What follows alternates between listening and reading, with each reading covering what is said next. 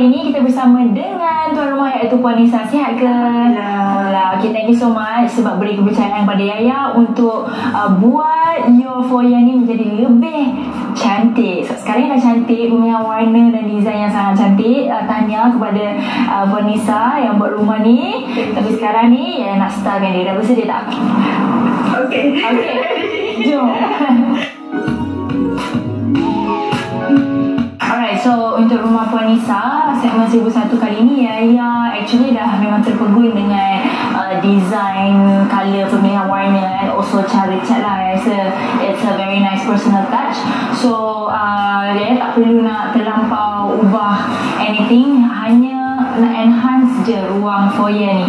So as you can see, kita akan buat sedikit ukuran. Yaya ada beli some frames and then ada beli statement mirror supaya buka mantul balik ruang ni, and also a nice carpet untuk naikkan seri ruang foyer ni. So I'm very excited dan jom kita saksikan proses framing dan decorating.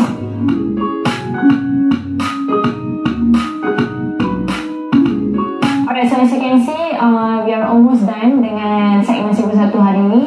So dalam bajet 1000, actually less, dalam 900 je kita dapat enhancekan this one small area. Tapi belum siap lagi. Yang ada akan stylizekan lagi lah this foyer.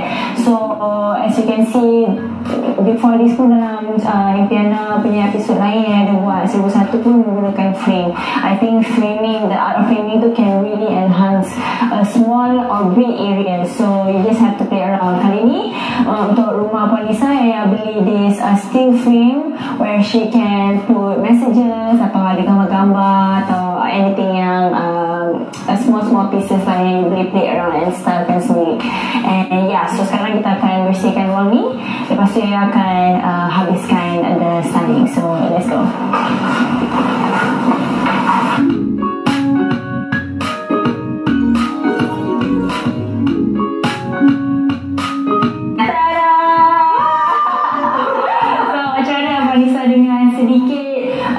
Effort daripada kita orang Impiana untuk menghiasi deco sikit lah, makeover you punya foyer ni. Macam mana pendapat? Nice, macam terus nampak dia macam ada volume sikit. So actually dalam frame ni semua you boleh print your family photos, and simple je, boleh deco sikit, and you boleh hias gambar-gambar memori yang sangat indah. Also Yaya ada a bit more plan dekat sini, big plan untuk make ruang ni rasa lebih cozy, kan.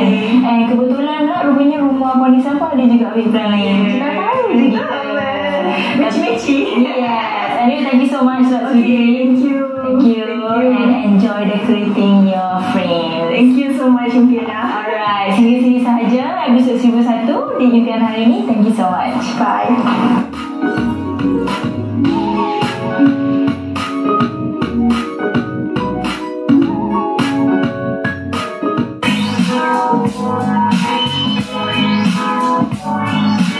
Hai semua, hari ni Syazah akan buat Dreamcatcher. Syazah dapat banyak soalan daripada Instagram untuk tanya pendapat apa yang diorang boleh gantung dekat dinding selain daripada frames ataupun bulletin board. Jadi kita akan buat Dreamcatcher tapi dengan tema yang minimal.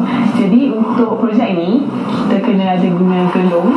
Kalau nak guna yang rotan ataupun plastik pun boleh. Kena ada gunting, ada benang, lepas tu sama ada manik atau butang, and juga ada tassel. Tassel ni optional, kalau tak nak guna pun tak apa.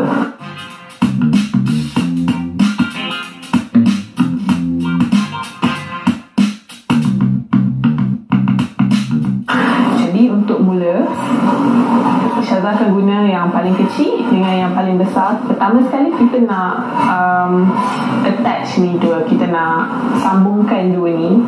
So sebab ini last shape ni yang kita nak maintain, so kita guna dengan ikat guna tali ni. So kita ada shape macam ni. Jadi untuk nampakkan dia cantik sikit, kita guna manik tadi yang kita pilih. gantungan. Jadi untuk yang ni saya rasa nak guna a few of this.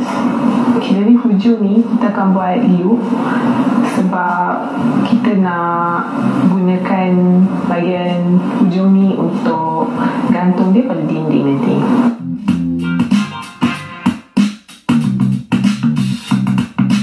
So dia kena macam ni. Bila dah dapat macam ni, kita boleh decorate bahagian bulat yang besar ni pula. So rasa saya akan guna tali yang sama untuk buat untuk hias bahagian bulatan yang besar. Jadi bila kita dah happy dengan dia punya ketebalan dari segi sini, kita akan matikan ikatan tali yang kita guna tadi tu.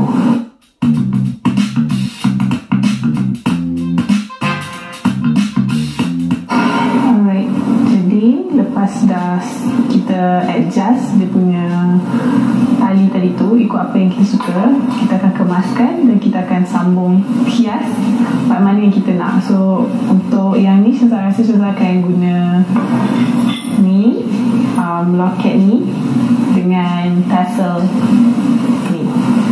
Jadi kita akan guna tali yang extra tadi untuk sambungkan dua elemen tu together. Okay, jadi ini boleh gantung sama ada dekat tempat TV ke ataupun bilik tidur, dan dia sesuai, and colour dia pun kita boleh tukar ikut kesesuaian yang kita nak. So that's all, dah siap.